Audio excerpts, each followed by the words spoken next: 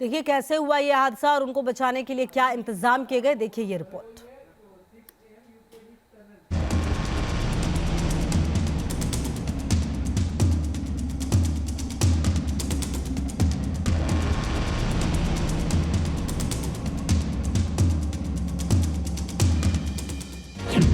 सुरंग में जिंदगी की जंग।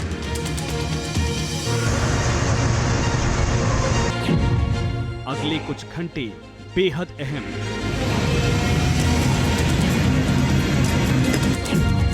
छह दिन बाद जगी नई सुबह की आस।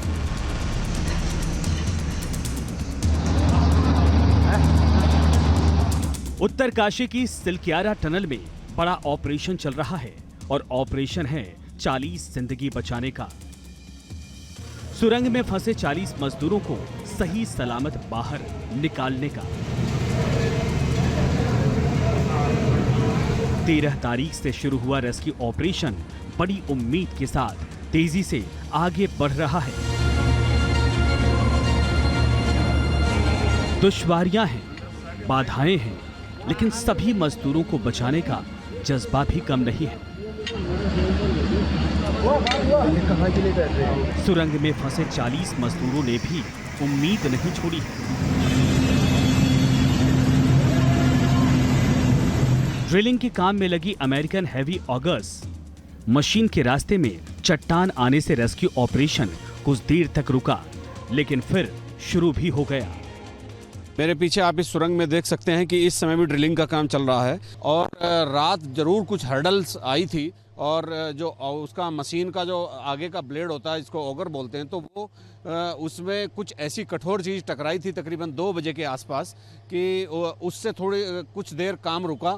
उस ऑगर को निकाला गया, उसका परीक्षण किया गया और जो अंदर जो कठोर चीज़ आई थी उसको रिमूवल के लिए काफ़ी देर तक ऑपरेशन चलता रहा। तो 3-4 घंटे रात कार्रवाई रुकी भी रही। रेस्क्यू में फिर कोई बाधा न आए, इसके लिए बैकअप में एक और मशीन इंदौर से मंगवाई गई। इस पूरे रेस्क्यू ऑपरेशन में 200 लोगों की टीम 24/7 काम कर रही है। NHIDCL, NDRF, SDRF, ITBP, BRO, national highway की टीमें रेस्क्यू कर रही हैं। इसके अलावा थाईलैंड, नॉर्वे, फिनलैंड समेत कई देशों के एक्सपर्ट से सलाह ली जा रही है। टनल में फंसे सभी मजदूर सुरक्षित हैं। उन्हें समय समय पर पानी और ऑक्सीजन की सप्लाई की जा रही है।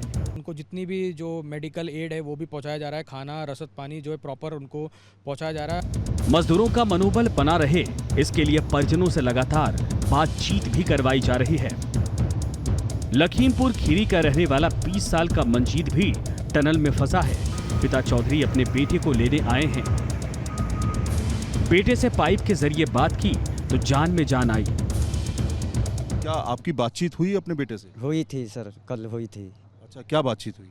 बातचीत यही थी कि हमने कहा हमने आ गए हैं, बेटे कैसे हो? कहा मैं स्वस्थ हूँ और घबराने की कोई बात नहीं, पिताजी घबराइएगा नहीं और मैं यहाँ स्वस्थ हूँ। तो हमने कहा ईश्वर से यही प्रार्थना है बेटे हिम्मत रखे रहना, आ जाओगे बाहर बहुत जल्दी से जल्दी, काम जारी है। मजदूर सुरंग के एंट्री पॉइंट से करीब 270 मीटर अंदर फंसे हैं। जहां मजदूर फंसे हैं वहां ठीक उनके आगे 50 मीटर से ज्यादा मलबा है। रेस्क्यू टीम के लिए मुश्किल इस बात की है कि टनल का यह हिस्सा बेहद कमजोर है। अब इस 50 मीटर से भी ज्यादा लंबे मलबे के बीच 800 और 900 मिलीमीटर चौड़े स्टील पाइप डाले जा रहे हैं। ये 6 मीटर के पाइप हैं। एक पाइप के साथ जोड़ करके दूसरे पाइप को धीरे धीरे अंदर भेजा जा रहा। करीब 70 मीटर तक उन्हें जाना है और 70 मीटर के बाद जो मजदूर हैं अंदर, जो कामगार हैं, वो पाइप के जरिए बाहर निकाले जाएंगे और इन पाइप के जरिए ही एक एक करके मजदूरों को निकाला जाएगा। ये 820 डाया का पाइप है। इसमें एक आदमी आराम से निकल सकता है, कोई तो इसमें क्या हम वो लगाएंगे, कोई ट्रॉली लगाएंगे? ट्राली लगा देंगे। अगर आदमी कमजोर है तो ट्राली पे लेट के आदमी आराम से आ सकता है। 12 नवंबर की सुबह 4 बजे हादसा हुआ था। टनल के एंट्री पॉइंट से 270 मीटर दूर मिट्टी धंस गई थी।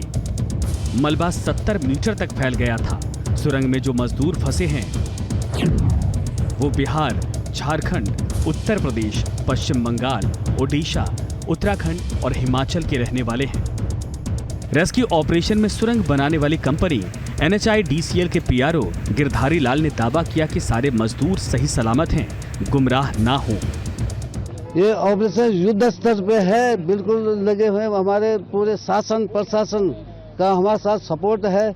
हमारे प्रधानमंत्री जी ने इतने नंबर 1 दर्जे आधे दर्जे की मशीन को भेजा है यहाँ पे और ये 100% कामयाब होगी। वहीं मुख्यमंत्री पुष्कर सिंह धामी ने भी रेस्क्यू ऑपरेशन पर संतोष जाहिर किया है और बताया कि पूरे ऑपरेशन की समीक्षा खुद PM मोदी कर रहे हैं। 25 मीटर तक जो है वहाँ पर जो पाइप डालने का काम है वो पूरा हो चुका है। बीच में चूंकि रॉक्स भी आ रही हैं वहाँ पर आ रही है, लेकिन काम तेजी से चल रहा है। लगातार उस पर सब लोगों की नज़र भी बनी हुई है। माननीय प्रधानमंत्री जी भी लगातार उसकी समीक्षा कर रहे हैं, लगातार देख रहे हैं। सिलक्यारा और डंडाल गांव के बीच इस सुरंग की कुल लंबाई 4.5 किलोमीटर है, जिसमें सिलक्यारा की तरफ से एंट्री गेट से करीब 270 मीटर अंदर 40 मजदूर फंसे हैं। मजदूरों तक पहुंचने के लिए आगर मशीन का इस्तेमाल किया जा रहा है। इस अत्याधुनिक मशीन के अगले हिस्से में एक स्क्रू ब्लेड लगी होती है। ये ब्लेड घूमती हुई किसी भी सतह में सुराख कर सकती है। इसके बाद मलबे के अंदर से सुरंग में 1 मीटर से थोड़ी कम चौड़ी स्टील की पाइप डाली जाएगी। अब ये एक और एनिमेशन देखिए। करीब 70 मीटर चौड़े मलबे में पाइप डालने के बाद मजदूरों तक पहुंचना आसान हो जाएगा और मजदूर इस पाइप में घुटनों के बल चलकर सुरंग से बाहर आ जाएंगे। उत्तरकाशी की सुरंग में 6 दिनों से फंसे मजदूरों को सुरक्षित निकालने की कोशिश भी जारी है। देखना होगा ये कोशिश कब रंग लाती है। Team news nation. चलिए आगे बढ़ते और बात हमास इजराइल जंग की करते हैं, जहां से इस वक्त एक बड़ी खबर आ रही है। आपको बता दें, वेस्ट बैंक के बलाटा कैंप पर इजरायली सेना की भीषण बमबारी में अल-अक्सा फ्लड ऑपरेशन में लगे 3 आतंकी कमांडर मारे गए हैं। बलाटा कैंप हमले में फतेह ग्रुप का ऑफिस तबाह हुआ है, जहां अल-अक्सा ऑपरेशन से जुड़े 3 कमांडर ढेर हुए हैं। तो ये बड़ी जानकारी आपको दे रहे हैं। लगातार जो कमांडर हैं हमास के आतंकवादी, उनको खत्म करने की कोशिश इजराइल की तरफ से और उसमें कामयाबी भी मिल रही है। लगातार आतंकवादी ठिकानों को खत्म किया जा रहा है, आतंकवादियों को खत्म किया जा रहा है। और इसी बीच जो एक और बड़ी खबर आ रही है वो आपको बता दें, उत्तरी गाजा में इजराइल पर हमास का भयानक अटैक हुआ है। बेथनॉन में IDF सैनिकों पर बरसाई गई है ताबड़तोड़ गोलियां माफ कीजिए। हमास ने IDF के एक जवान की मौत का दावा किया है, जबकि IDF के 2 जवान इस हमले में घायल हुए हैं। तो लगातार देखिए किस तरह से गोलीबारी हो रही है, किस तरह से बम गिराए जा रहे हैं। और ये जो दावा किया जा रहा है हमास की तरफ से, जिसने दावा किया है कि IDF के एक जवान की मौत हो गई है, जबकि 2 जवान हमले में घायल हुए हैं।